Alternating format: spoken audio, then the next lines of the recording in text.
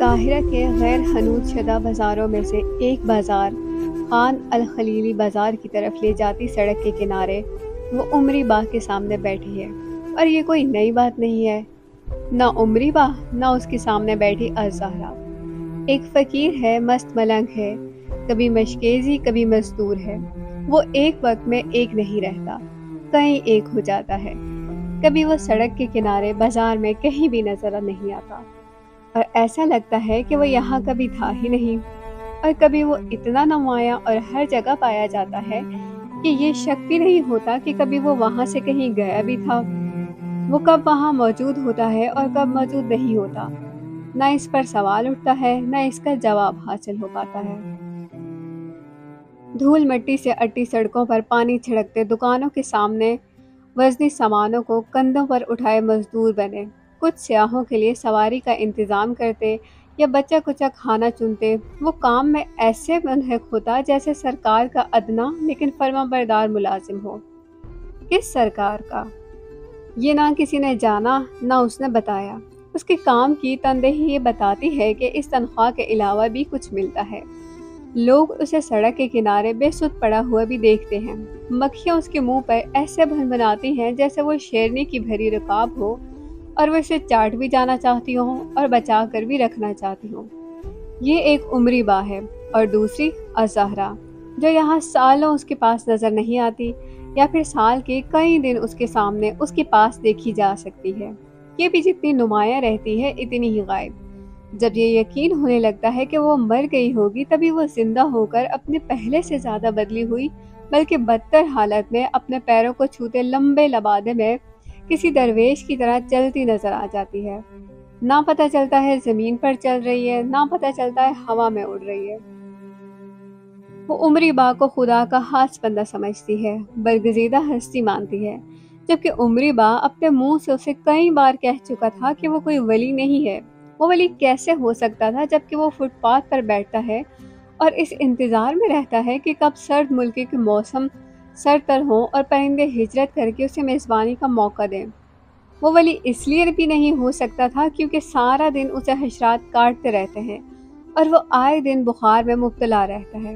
بھلا ولیوں پر ایسی نوبت آتی ہے کہ کیڑے مکوڑے ان پر اپنا حق سمجھنے لگے۔ وہ لمبی عبادتوں کا امین کبھی نہیں رہا تھا۔ وہ تو ایک عام نمازی کے عہدے پر بھی پورا نہیں اترتا تھا۔ سچا مومن اور برگزیدہ ہونا، پھر بھی نہ جانے کس نے الزہرا کو بتا دیا تھا کہ وہ ولی ہے۔ اگر وہ اسے ولی مانتی بھی تھی تو بھی حیرت انگیز طور پر وہ اس کے پاس کوئی حاجت لے کر نہیں آتی تھی۔ الزہرا کو دنیا میں عمری با جیسا بے زر کوئی اور نہیں ملا تھا۔ عمری با کی سماعتوں سے زیادہ اسے کسی ذی روح کی سماعت پر بھروسہ نہیں تھا۔ وہ صرف اسی کے سامنے اپنا دل کھول کر رکھ دیتی۔ وہ پہلی بار اس کے سامنے تب رکی اور پھر بیٹھ گئی جب اس کی پہلی شادی ہو رہی تھی۔ اس کے سیاہ گھنگریالے بالوں کی کچھ لٹیں سکارف سے باہر اس کی پیشانی پر بکھری تھی، اور سرمئی زمین پر بکھرے رنگ برنگے پھول اس کا لبادہ تھے۔ وہ جوان تھی اور خوبصورت بھی۔ جو تم خدا سے یہ نہیں معلوم کر سکتے کہ جسے میں پسند کرتی ہوں اسے چھوڑ کر خدا نے کسی اور کو میرے لیے کیوں پسند کیا؟ عمری با خاموش رہا، اسے روتے ہوئے سنتا رہا۔ مجھے جواب چاہیے، پوچھو خدا سے۔ وہ اگلے دن پھر آئی، کتنے ہی دن آتی رہی۔ میں مخلوق ہوں، جج نہیں۔ خدا سے واقعات کی دلیل کیسے مانگ سکتا ہوں؟ میرے پاس عدالت لگانے کا حق نہیں ہے۔ یہ کیوں ہوا، وہ کیوں ہوا، سوال مجھ سے کیا جائے گا، مجھے جواب نہیں مانگنا۔ مجھے تو عدالت میں جانا ہے، یہ کام تم خود کرو۔ ہو سکتا ہے عدالت سے جا کر تمہیں کچھ سکون مل جائے اور تمہارے آنسو رک جائے۔ خدا سے مقدمہ لڑتے تم جیت جاؤ اور سکھ حاصل کرو۔ عمری با چڑھ کر سخت آواز میں بولا۔ الزہرا نے اپنے آنسو پوچھ لیے۔ میں عدالت نہیں لگا سکتی، میں خدا کا احترام کرتی ہوں۔ پھر اس کے فیصلوں کا بھی احترام کرو۔ جو مجھے پسند ہے وہی مجھے دے دیا جائے تو اس میں کیا برا ہے؟ جو تمہیں پسند ہے وہ برا نہیں ہے، اس کا تمہیں یقین ہے؟ انسان یہ جان جاتا ہے کہ اسے کیا پسند ہے۔ انسان خدا نہیں ہے، وہ یہ نہیں جان سکتا ہے کیا اچھا ہے کیا برا ہے۔ تو پھر جو یہ جان سکتا ہے اسی کے پاس یہ اختیار رہنے دو۔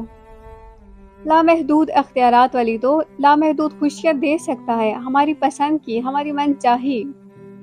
وہ لامحدود خوشیاں ہی تو دیتا ہے، اور ہم نہ جان پاتے ہوں۔ تم یہ کیسے کہہ سکتے ہو؟ تم خدا سے گفتگو کرتے ہو نا، تم ولی ہی ہو نا۔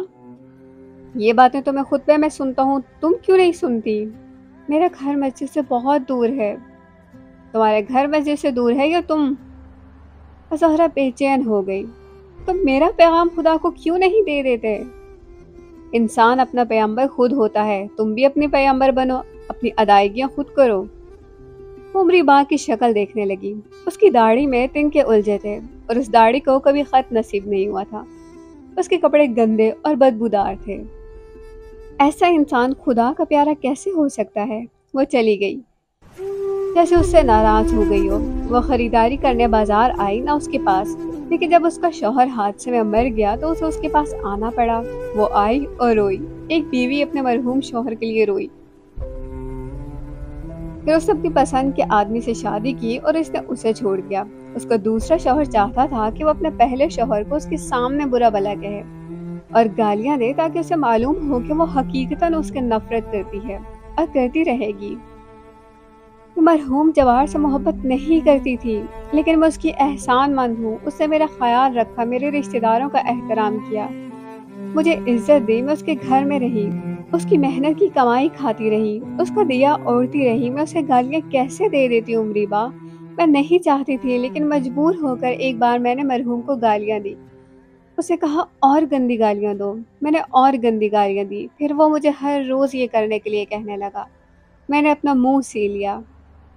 عمری با نے سب سمجھ لینے کے انداز سے سر ہلایا۔ اس نے مجھے مارتا رہا۔ میں نے اپنے لب وا نہ کیے۔ پھر اس نے مجھے ایک طلاق دی۔ تم نے ایسی زبردست نیکی کی قوت کہاں سے حاصل کی؟ عمری با کی آواز اس کی چال کی طرح بے زر تھی۔ نیکی؟ چلا اٹھی۔ کیسی نیکی؟ تم نے اپنے ہونٹ کیوں سی لیے؟ کہ تم نے جس کا کھایا ہو اسے تم برا بھلا کہہ سکتے ہو؟ اس نے مجھے اناج کے اتنے دانے کھلائے تھے کہ میں 2 دن زندگیوں میں بھی ان کی تعداد نہیں گن سکتی۔ میں کیسے اسے برا بھلا کہہ دیتی؟ میں اسے محبت نہیں کر سکتی تھی، لیکن اس کا احترام تو کر سکتی تھی۔ وہ مجھے اچھا نہیں لگتا تھا، لیکن اس کی خوبیاں مجھے پسند تھی۔ میں بیمار ہوئی، وہ میرا خدمت گزار ہوا۔ ہماری پہلی اولاد مری، وہ میرے دکھ میں شریک ہوا۔ میں یتیم ہوئی تو وہ باپ کی طرح میرے لیے پرشفیق ہو گیا۔ وہ مجھ پر ہمیشہ مہربان رہا۔ میں اسے کیسے، عمری با کیسے؟ لیکن تم اسے شادی نہیں کرنا چاہتی تھی۔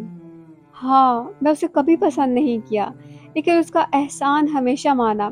شوہر تھا وہ میرا، جسے تم پسند کرتی تھی، اسے تم نے اس کے لیے چھوڑ دیا جسے تم پسند نہیں کرتی تھی۔ تم نے اس کی مار کھائی اور بالآخر جو تمہیں سب سے زیادہ پیارا تھا تم نے اس سے دور ہو جانے دیا۔ میں نے اس کی منت کی، اسے کہا کہ وہ مجھے روز مارا کرے، لیکن یہ کرنے کے لیے نہ کہے۔ اسے مجھے چھوڑ دیا۔ تم نے ایسی قوت کہاں سے حاصل کی؟ تم کس قوت کی بات کر رہے ہو؟ زہرا پھر سے چلا اٹھی۔ جان سے پیارے کو چھوڑ دینے کی، ایک انسان کے احترام کے بدلے اپنے محبوب کو چھوڑ دینے کی۔ وہ دنگ عمری با کی شکل دیکھنے لگی، دیکھتی رہی۔ تم کیا کہہ رہے ہو؟ کوئی بھی ہوتا وہ یہی کرتا، میں نے بھی وہی کیا۔ عمری با نے سب سمجھ لینے کے انداز سے سر ہلایا، لیکن کچھ کہا نہیں۔ جن دنوں اس کا تیسرا شوہر بستر مرگ پر تھا، وہ غم سے بے حال دیوار کا سہارا لیتی آئی۔ دعا کرو میرا شوہر ٹھیک ہو جائے، خدا اسے شفا دے۔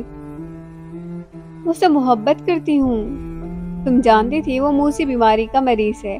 اسے ایسی دعاؤں کی ضرورت ہے جو موت سے رونما کرے۔ تم نے اس سے شادی کیوں کی؟ وہ رونے لگی۔ کیا صرف انہی سے محبت کی جا سکتی ہے جن کے پاس لمبی زندگی کی پرچی ہو، جو زیادہ لمبے وقت تک زندہ رہ سکتے ہوں؟ اس کی بوڑھی ماں اسے سنبھال نہیں سکتی تھی۔ زندگی میں کسی نے اس سے محبت نہیں کی تھی۔ وہ زندگی میں اکیلا تھا، میں اسے موت میں بھی اکیلا کیسے چھوڑ دیتی، جبکہ میں یہ جان چکی تھی کہ اسے زندگی کے ساتھی سے زیادہ موت کے ساتھی کی ضرورت ہے۔ جب ہم کسی کی ضرورت جان جاتے ہیں عمری با، اور اسے پورا بھی کر سکتے ہیں، تو اس ضرورت کو پورا کرنا ہم پر فرض ہو جاتا ہے۔ مجھ پر بھی فرض ہو گیا تھا۔ میں ایسے فرض سے منہ کیسے موڑ لیتی؟ کتنی ہی عورتیں اس کے بارے میں جانتی ہوں گی، پھر تم نے ہی کیوں شادی کی؟ اگر میں صحرا میں بھٹک جاؤں اور پانی کی ایک بوند کے لیے تڑپ رہی ہوں، تو جب پہلا شخص مجھے نظر آئے گا مجھے اسی پر یقین ہوگا کہ وہی مجھے پانی پلائے گا۔ بیماری کی تکلیف اور موت کے صحرا میں اسے نظر آنے والا میں پہلا شخص ہوں عمری با۔ ایسی بات نے عمری با کو دنگ کر دیا۔ میرا دل اس کے درد پر بلبلا رہا ہے۔ خدا اس کی تکلیف کو کم کرے، خدا اس کی تکلیف کو کم کرے۔ عمری با نے دعا کی، خدا اس کی تکلیف کو راحت میں بدل دے۔ خدا ایسا کر چکا ہے، وہ تمہیں اسے عطا کر چکا ہے۔ تم خدا کے قریب ہو، تم خدا سے دعا کرو، خدا اسے راحت دے۔ کیا خدا صرف قریب والوں کی ہی دعا سنتا ہے؟ اگر میں ولی ہوں تو بھی کیا وہ کسی کافر یا گناہگار کی دعا نہیں سنے گا؟ کیا وہ کچھ لوگوں کے لیے اپنی سماعتیں بند کر لے گا اور کچھ کے لیے کھول دے گا؟ تم نے خدا کو اتنا پابند اور مختصر کیوں کر دیا ہے؟ میں ہوں کون جس کی وہ دعا قبول کرے؟ تم اس کی مخلوق ہو، تم خدا کو مجھ تک محدود کیوں کرتی ہو؟ آخر تمہیں یہ کیوں لگا کہ میں خدا کے قریب ہوں؟ میں جو کہوں وہ ہو سکتا ہے۔ میں نے مکھیوں کو تمہارے منہ پر بھنبھناتے دیکھا اور تمہیں اس پر کوئی اعتراض نہیں تھا۔ وہ ہنسا، تو اس سے میں خدا کا پیارا ہو گیا ہوں؟ میرے منہ پر روز مکھیاں بھنبھناتی ہیں اور ہزاروں لوگ مجھے دیکھتے ہیں، وہ مجھے ایسا نہیں مانتے۔ تم اگر مجھے مانتی ہو تو پھر ولی ہی ولی کو پہچانتا ہے۔ پتہ نہیں، بس میں نے یہ جانا کہ تم مخلوق کے ساتھ بہت مہربان ہو۔ تم مجھ سے کہیں زیادہ مخلوق کے ساتھ مہربان ہو۔ تم خدا کی سب سے پیاری مخلوق کے ساتھ مہربان ہو، انسان کے ساتھ۔ اگلی بار جب وہ عمری با کے سامنے آئی تو عمری با کو کچھ وقت لگا اسے پہچاننے میں۔ اتنی سی عمر میں ہی اس کی کمر جھک گئی تھی اور اس کی کھال ہڈیوں سے لٹک جانے کے قریب تھی۔ اس کے چہرے پر جگہ جگہ زخموں کے نشان تھے۔ اس کے تیزی سے سفید ہوتے ہوئے بال جلے کٹے ہوئے تھے۔ وہ ایک آنکھ سے نابینا بھی ہو چکی تھی۔ تیسرے شوہر کی موت اس پر بڑھاپا لے آئی اور وہ اپنے شوہر کی غمزدہ بوڑھی ماں جو اپنے ہوش و خواص گنوا بیٹھی تھی خدمتگار بن گئی۔ اسے جاڑے اور بہاریں گھر کے اندر اس کے ساتھ کاٹے جسے روشنی اور اندھیرے دونوں سے ڈر لگتا تھا۔ جو جاگتی تھی تو روتی تھی، سوتی تھی تو چلاتی تھی۔ اکلوتے بیٹے کی طویل بیماری اور موت نے اسے کہیں کا نہیں چھوڑا تھا۔ وہ اپنے ہوش گنوا بیٹھی تھی اور الزہرا کے حواس تار تار کر رہی تھی۔ وہ اس پر کسی جنگلی جانور کی طرح حملہ آور رہتی اور الزہرا اس کے ہاتھوں شکار رہتی۔ جب کبھی الزہرا کو ضروری خریداری کے لیے بازار جانا پڑتا تو وہ انہیں اپنے ساتھ باندھ لیتی، پھر بھی وہ راستہ بھر اسے نوچتی، مارتی، چلاتی اور روتی ہوئی آتی۔ ایک دنگل تھا جو ہر روز اس کے گھر ہوتا تھا، پھر بھی وہ خوش تھی۔ لوگ اس گھر کو پاگل خانہ کہتے تھے۔ الزہرا کے ساتھ جو لوگوں کو تھوڑی بہت ہمدردی تھی وہ بھی جاتی رہی۔ لوگ کہتے تھے کہ وہ اسے چھوڑ کر چلی کیوں نہیں جاتی، اسے کسی پاگل خانے میں جمع کروا دے، وہ صرف 35 سال کی ہے، وہ پھر سے اپنا گھر بسا سکتی ہے۔ اس سے بھی یہ سب سوچا تھا، لیکن کیا کچھ بھی نہیں۔ کیا لوگوں کو اس لیے چھوڑ دینا چاہیے کہ وہ اپنے حواسوں میں نہیں رہے؟ کیا خدا ایسے لوگوں کو چھوڑ دیتا ہے؟ تم خدائی صفات اپنانے کی کوشش کر رہی ہو؟ میں جاننا چاہتی ہوں کہ خدا کیا کرتا۔ تم دیکھ تو رہی ہو اسے تمہیں اس کے ساتھ رکھا ہے، خدا نے یہی کیا۔ اور اگر میں نہ رہوں اس کے ساتھ پھر؟ چھوڑ دو، پھر اپنے سکھ تلاش کرو۔ میں سکھی ہوں، خدا جانتا ہے میں بہت سکھی ہوں۔ کیا سکھ صرف اچھا کھانے میں، اچھا پہننے میں، اچھی جگہ رہنے کو ہی کہتے ہیں؟ میں سمجھنا چاہتی ہوں لوگ مجھے بیچاری کیوں کہتے ہیں؟ صرف اس لیے کہ میں اپنے مرحوم شوہر کی ماں کے ساتھ ہوں جو پاگل ہے؟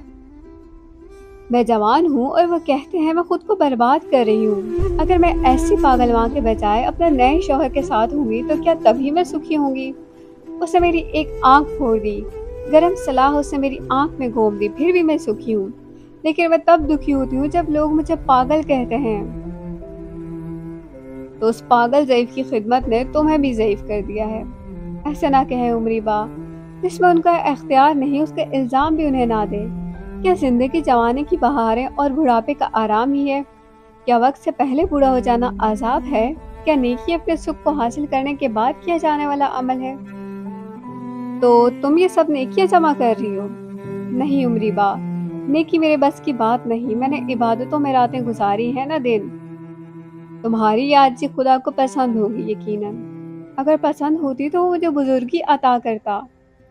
وہ چلی گئی اور پھر اپنے مرحوم شوہر کی ماں کے مرنے کے بعد آئی۔ وہ اتنی غمزدہ اور دکھی تھی کہ عمری با کو لگا کہ وہ بھی جلد ہی مر جائے گی، لیکن وہ مری نہیں، بلکہ دوسرے لوگوں کو اپنے سامنے مرتے ہوئے دیکھنے لگی۔ اسے ایک خدمت گار کی حیثیت اختیار کر لی۔ لوگ اسے اپنی بیمار بوڑھوں یا معذور بچوں کی دیکھ بھال کے لیے اجرت پر رکھ لیتے۔ وہ اجرت بھی کم لیتی تھی اور اس کی نگرانی بھی نہیں کرنی پڑتی تھی۔ البتہ وہ جس بوڑھے مریض کی خدمت کے لیے گئی ان میں سے بہت زیادہ دیر تک زندہ نہیں رہ سکے، اور اسی لیے اس کی مانگ میں اضافہ ہوا۔ کیا میرا سایہ منحوس ہے؟ میں نہیں جانتا۔ مجھے جاننا ہے وہ میرے ہاتھوں میں کیوں دم توڑ دیتے ہیں۔ لوگ کہتے ہیں میں موت کا فرشتہ ہوں۔ تم اسے خوش نصیبی کیوں نہیں سمجھتی؟ کیا موت کسی بھی طرح خوش نصیبی ہو سکتی ہے؟ کیوں نہیں؟ جو حکم لکھ دیا گیا ہے اس کی تکمیل ہو جائے تو کیا یہ خوش نصیبی نہیں؟ میں موت کے لیے تیار ہوں، لیکن دوسروں کی موت مجھے گوارا نہیں۔ تم کون ہوتی ہو گوارا کرنے والی، جب اسے گوارا ہے جو زندگی کے ساتھ موت لکھتا ہے؟ یہ بات کیسے کہہ سکتے ہو؟ کیا تم نے خدا سے پوچھا ہے؟ اسے یقین چاہیے تھا۔ میرا خیال ہے یہ سامنے کی بات ہے، صاف صاف، بالکل حقیقت، دن کی طرح صاف اور دھلی ہوئی۔ تم مجھے ٹال رہے ہو، پھر ٹال رہے ہو۔ میں تو اپنے سامنے مرنے والوں کی تعداد بھی بھول گئی ہوں۔ میرے کانوں میں تو ان کی باتیں گونجتی رہتی ہیں، ان کی بڑبڑاہٹیں، ان کے کلمے، ان کی آخری ہچکیاں۔ کیا تمہیں یہ کسی انعام سے کم لگتا ہے؟ تم ان کی شہادتوں کی گواہ ہو۔ کیا خدا کو گواہ کی ضرورت ہے؟ وہ سب جانتا ہے۔ وہ سب جانتا ہے، لیکن روز قیامت وہ اپنے لیے نہیں، ہمارے لیے گواہ سامنے لائے گا۔ وہ انصاف پسند ہے۔ وہ سیدھے سیدھے سزا سنانا نہیں چاہتا، ورنہ یوم جزا صرف یوم سزا ہوتا۔ کاش میں ولی اللہ ہوتی، عمری با، کاش ایسا ہوتا، میں خدا سے ان سب کے لیے راحت مانگتی۔ عمری با مسکرانے لگا۔ انسان عجیب ہے، اسے پیغمبر کے ساتھ معجزہ چاہیے اور فرمان کے ساتھ مہر، پھر ہی وہ اپنے ایمان کی کھڑکی کھولتا ہے۔ زہرا دوائیوں اور حکیمی نسخوں سے بھرے تھیلے کو اٹھا کر چلی گئی اور ایسے ہی تھیلے کے ساتھ ایک بار پھر آئی۔ اس نے کہا میں اسے کلمہ پڑھا دوں۔ گھر میں کوئی نہیں تھا، اس کا بیٹا اپنے بچوں کے ساتھ گھومنے گیا ہوتا۔ پھر اس نے دم توڑ دیا۔ وہ ساری رات بڑبڑاتا رہا اور اس نے اپنے گناہ مجھے بتائے۔ جب وہ تمہیں اپنے گناہ بتا رہا تھا تو تم نے اس سے کیا کہا؟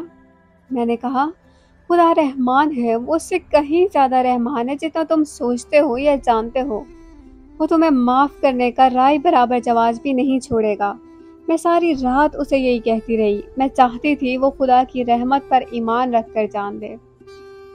اگر تمہاری وجہ اس کی لاپرواہ اولاد اس کے پاس ہوتی تو وہ شاید خدا پر اتنا یقین رکھ کر سانس نہ دیتا۔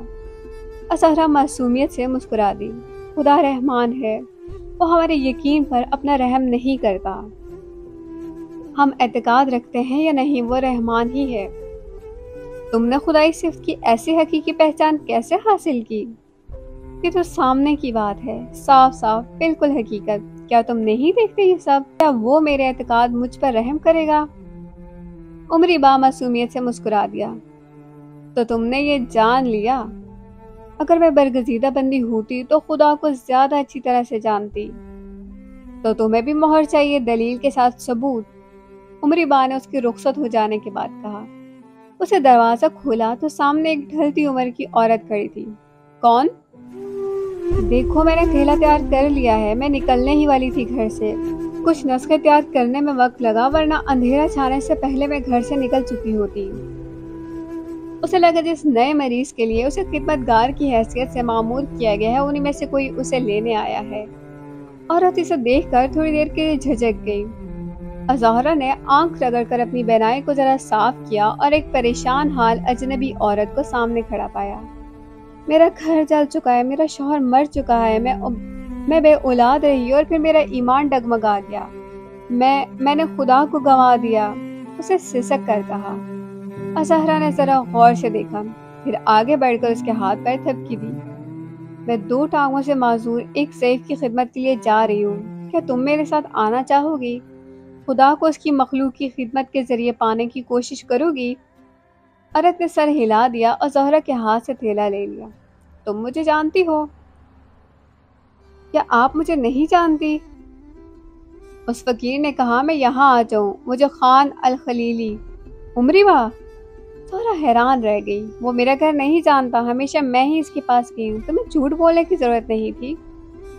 میں نے جھوٹ نہیں بولا، اس نے کہا۔ محلہ اشرفیہ میں مسجد کے گنبد کے سائے میں اس کا گھر ہے اور مسجد کے گنبد کی روشنی صرف اسی کے گھر کو روشن کرتی ہے۔ 15 سال سے اس گھر میں رہتے ہوئے اظہرا نے پہلی بار گھر کی دہلیز سے نکل کر مسجد کے گنبد کو دیکھا اور اس سے اٹھتی روشنی کو۔ وہ صرف اسی کے گھر کو روشن کر رہی تھی۔ اس نے ڈگمگا کر دہلیز کو پکڑ لیا اور اس نے کیا کہا؟ اس نے کہا، انسان بھی عجیب ہے، ہر چیز کا ثبوت مانگتا ہے، اپنے ولی ہونے کا بھی۔